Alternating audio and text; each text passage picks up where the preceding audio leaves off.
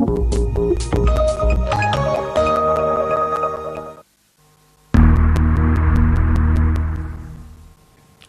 Back. ہم جو discussion ہے اس کو وداؤٹ انٹرفیئرنس جاری رکھیں گے.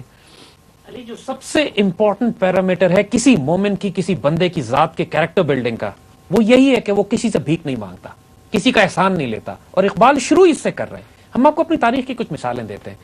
دیکھیے، جب مدینہ ہجرت کر کے مسلمان پہنچتے ہیں مکے سے، تو بالکل کچھ نہیں تھا ان کے پاس. حضور صلی اللہ علیہ وسلم نے مواخات قائم کر دی، بردرہڈ بٹوین مکے اور مدینے کے لوگوں میں، اور مدینے کے لوگوں کو ایک مکے کے مسلمان کے ساتھ بھائی بھائی کر دیا. اور اس میں مدینے والوں نے ایسا دل کھول دیا اپنے کہ یار میرا گھر لے جاؤ، میری جائیداد لے جاؤ، میری سب کچھ جو کچھ ہے آدھا آدھا تقسیم. اور جو مکے والے تھے وہ اتنے غیرت مند تھے کہ کہتے تھے کہ یار بس چند دنوں کے لیے حضور نے ہمیں تمہارے ساتھ اٹیچ کیا ہے، ٹھیک ہے، لیکن ہم اپنے ہاتھ پاؤں سے کما کے کھڑے ہوں گے، تمہارے مال اور پیسے میں سے ہم حصہ نہیں لینا چاہتے. We would like to earn. بازار کا رستہ بتاؤ، ہم کام کریں گے جا کے. یعنی غیرت مند اگلے بھی کتنے تھے. اسی طرح عمر بن عبدالعزیز کے زمانے میں لوگ زکات لے کر پھرتے تھے، کوئی زکات لینے والا نہیں ہوتا تھا. دونوں پہلو ہیں اس کے. ایک پہلو تو اس کا یہ ہے کہ اتنی خوشحالی تھی معاشرے میں کہ زکات لے کر آپ لوگ پھرتے تھے، کوئی زکات لینے والا نہیں ہوتا تھا. اور دوسرا مفہوم اس کا یہ ہے کہ جو زکات کے قابل ہوتے تھے وہ اتنے غیرت مند ہوتے تھے کہ وہ زکات قبول نہیں کرنا چاہتے تھے، ہاتھ سے کما کے کچھ گزارا کرتے تھے. امام مالک، مدینے کے امام، جن کو مالکی فقہ جن سے جاری ہوا ہے، 3 دن کے بھوکے ہوا کرتے تھے. پوری دنیا ان کی شاگرد تھی. بادشاہ اور خلیفہ وقت ان کے آگے بیٹھ کے ان سے حکم لیا کرتا تھے. 3 دن کے بھوکے ہوتے تھے. اور اپنی 7 سال کی بیٹی باپ کی طرف روتی بھی دیکھتی تھی کہ ابو کچھ کھانے کو مل جائے گا. اور امام اس میں مسجد نبوی میں آ کر بچوں کو تعلیم دیتے تھے، لیکن کسی کو پتہ نہیں لگنے دیتے تھے کہ میں خود بھی 3 دن سے بھوکا ہوں، میری بیوی اور بچی بھی 3 دن سے بھوکی ہے. اور حد کراس ہو جاتی تھی تو گھر کی چھت کی لکڑیاں بیچ کے کچھ کھانا لے کر آتے تھے. سوال نہیں کرتے تھے کسی سے. نتیجہ یہ تھا کہ جلال کا یہ عالم تھا ان کے کہ خلیفہ وقت ان کے آگے آ کے کانپتا تھا، اس کی جان نکلتی تھی. جب وہ بک نہیں سکتے تھے نا کسی صورت میں. یہ بات اگر ہماری قوم کو سمجھ میں آ جائے کہ جب تم اپنی سیلف ریسپیکٹ نہیں بیچو گے تو پھر پوری دنیا تمہاری عزت کرے گی. All you need to have that strength of character کہ میں بھیک نہیں مانگوں گا. اور اقبال بلڈ اس طرح کرتے ہیں. پھر وہ کیا کیریکٹر بلڈ ہوتا ہے. ایک پرشین جنرل نے، رستم نے، اپنے دربار میں مسلمان فوجوں کو بلایا کہ یار یہ لوگ پرشیا فتح کرتے ہوئے آ رہے ہیں، جو عرب جن کا ہم نے نام نہیں سنا تھا، یہ تو کھانے پینے کے ان کے پاس کچھ نہیں تھا، بھوکے ننگے لوگ تھے، ان کے نہ گھوڑا، نہ تلوار، نہ کپڑے، نہ ویپن سسٹمز. یہ پرشین امپائر اور رومن امپائر کو کیپچر کیسے کر رہے ہیں؟ کیا اسٹرینتھ ہے ان میں؟ اب وہ دیکھیں، اسٹرینتھ کی مثال دیں آپ کو. بہت بڑا اس نے دربار لگایا، یعنی پورا اپنا گرینڈیئر، پوری آرمی، پوری اپنی کیولری، پورے اپنے توپیں، پورے اپنے اس زمانے کی منجنیقیں اور آرمر اور گولڈ پلیٹڈ ان کی ساری ذرہ بختر اور آرمر جو پہنے ہوئے تھے، اور اس شاندار دربار میں جو قالین لگے ہوئے تھے قیمتی، اس نے مسلمان فوجی کو بلایا. مسلمان سپاہ سالار سے کہا کہ ایک اپنا سپاہی بھیجو، میں ذرا بات کر کے پوچھوں کہ واٹ از دا پرابلم. اب وہ سپاہی داخل ہوتے ہیں، ایک صحابی آتے ہیں اپنے گھوڑے پہ، اور اپنے کمزور سے گھوڑے کو باندھا، اور پورا جلال جو دربار کا ہے اس کی طرف نگاہ کیے بغیر سیدھا ان کی نگاہ جو تھی اپنے سپاہ سالار، اس کے دشمن کے سپاہ سالار کی طرف، اور اپنے نیزے سے اس کا قالین کاٹتے ہوئے بغیر جھکے سینہ نکالا ہوا کاٹتے ہوئے اس کے سامنے کھڑے ہو گئے، اور جا کے اس کے ساتھ کرسی پہ بیٹھ گئے. لوگوں نے اس کو بے ادبی کہا، اٹھا کے ان کو نیچے کارپٹ پہ پھینک دیا کہ تم ہمارے بادشاہ کے ساتھ کیسے بیٹھ گئے. تو انہوں نے کہا ٹھیک ہے، اگر تم ہمیں اپنے بادشاہ کے ساتھ بیٹھنے کی اجازت نہیں دیتے ہو، میں تمہاری مرضی، حکم تمہارے بلانے پر آیا ہوں، اپنی مرضی سے نہیں آیا، تو ٹھیک ہے، میں تمہارے قالین پر بھی نہیں بیٹھوں گا. خنجر نکالا، اس قالین کو کاٹا اور پھینک دیا اٹھا کے، اور زمین پر بیٹھ کے کہتے اب بات کرو مجھ سے، کیا نیگوشیٹ کرنا. Look at the character of the man. ایک آدمی ہے، دشمن کے دربار میں گیا ہے، دہشت طاری ہو گئی پورے دربار پہ کہ یہ کون سی قوم ہے، ایسے انسان تو ہم نے دنیا میں نہیں دیکھے جن کا سیلف ریسپیکٹ کا یہ عالم ہے. جب ہم نے ان کو عزت نہیں دی، ہم نے اس کو اپنے بادشاہ کے پاس سے ہٹا دیا، تو وہ اللہ کی زمین پر بیٹھ کے ہم سے آنکھوں میں آنکھیں ڈال کر بات کرتا ہے. اس نے واپس بھیج دیا. اس نے کہا دوسرے کو بھیجو. جو دوسرے آئے انہوں نے بھی یہی کیا، تیسرے آئے انہوں نے بھی یہی کیا. اینڈ دے ریئلائز کہ اس قوم سے مقابلہ نہیں کیا جا سکتا جس کی خود ہی صورت فولاد ہے.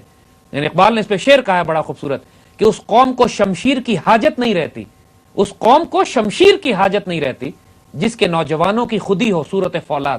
واہ، جس کے نوجوانوں کی خودی اتنی مضبوط ہو، سیلف ریسپیکٹ اور عزت میں. پاکستان کے خلاف ہم کوئی بات نہیں سنیں گے، اسلام کے خلاف ہم کوئی بات نہیں سنیں گے، اپنی آئیڈیالوجی، اپنی آئیڈینٹی، مسلم ہسٹری کے خلاف ہم کوئی بات نہیں سنیں گے. ہم انڈینز کے خلاف، ہم یا ہمارے جو پاکستان کے دشمن ہیں، جو بھی، چاہے وہ زائنسٹ کی کسی بھی فارم میں ہو، جو پاکستان کے خلاف بات کرتے ہیں، آنریبل ڈگنیفائڈ سٹینڈ ہم اس کے خلاف لیں گے. وی ول بی یونائٹڈ ان دس. اس قوم کو شمشیر کی حاجت نہیں رہتی جس قوم کی نوجوانوں کی خودی ہو صورت فولاد. پاکستان کا سب سے بڑا پرابلم یہ ہے ایگزیکٹلی سب سے بڑا پرابلم یہ ہے کہ لوگ جو ہیں وہ اپنے آپ کو خود ہی بلیم کر رہے ہیں. They actually believe the hype of the media. میں آپ کو ویسٹرن میڈیا کا ہائپ کو بلیو کر رہے ہیں. شرمناک واقعہ سناتا ہوں یہاں پہ علی, شرمناک واقعہ لیکن عبرت کا ہے. ایمل کانسی کو جب یہاں سے پکڑ کر امریکہ بیچا گیا لے جا کر, تو امریکن جج نے پوچھا امریکنز کے پولیس سے کہ تم ایمل کانسی کو پاکستان سے لے کر آئے تو کوئی اس کے لیے ایکسٹریڈیشن آرڈرز, کوئی لا, کوئی بک, کوئی کاغذ, کوئی ڈاکومنٹ کوئی تمہارے پاس ہے کہ تم کس طرح دوسرے ملک سے اٹھا کے اس کو لے آئے؟ تو امریکنز نے اس وقت جو بتایا کہ جی پاکستان میں ہم نے کچھ لوگوں کو پیسے دیے تھے اور جس کی بنیاد پر جو ہمارے رولرز پکڑ کے لے آئے. جی تو امریکن جج نے یہ سٹیٹمنٹ دیا تھا, نعوذ باللہ, کتنا بدترین ہمیں تانا ہمارے حکمرانوں کی وجہ سے ملا کہ یہ پاکستانی $10 کے لیے اپنی ماں بیچ دیتے ہیں. یہ ہماری پوری قوم کو تانا ملا اس امریکن کی وجہ سے, اس لیے کہ ہمارے حکمرانوں نے ہماری عزت بیچی تھی, بغیرت لوگ اس وقت. اور ابھی بھی یہی حال.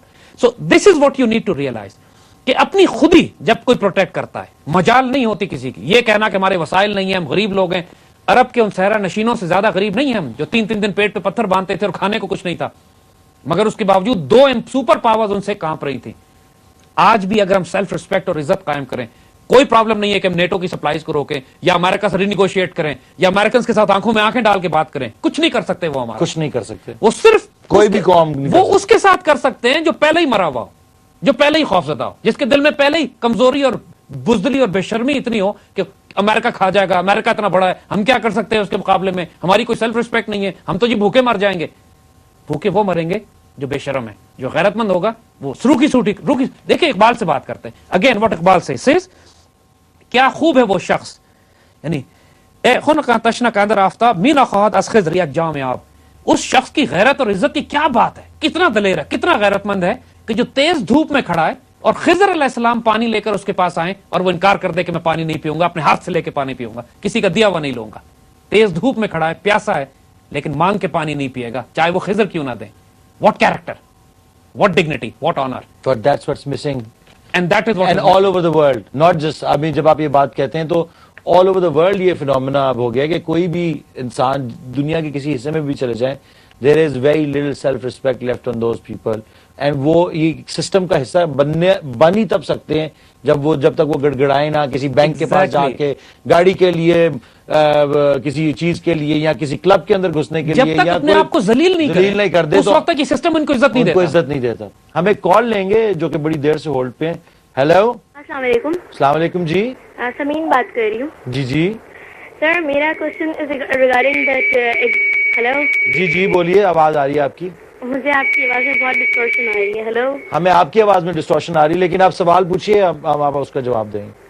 اقبال نے 1930 میں ایک پرسپیکٹو دیا تھا. آپ پلیز اپنے ٹی وی کی آواز آہستہ کیجیے. ٹی وی بند ہے. اچھا چلیں. ہیلو. جی بولیے. یہ تو بہت خوفناک قسم کی آواز آ رہی ہے. چلے جی, we'll take a break and once we come back we'll take few other calls.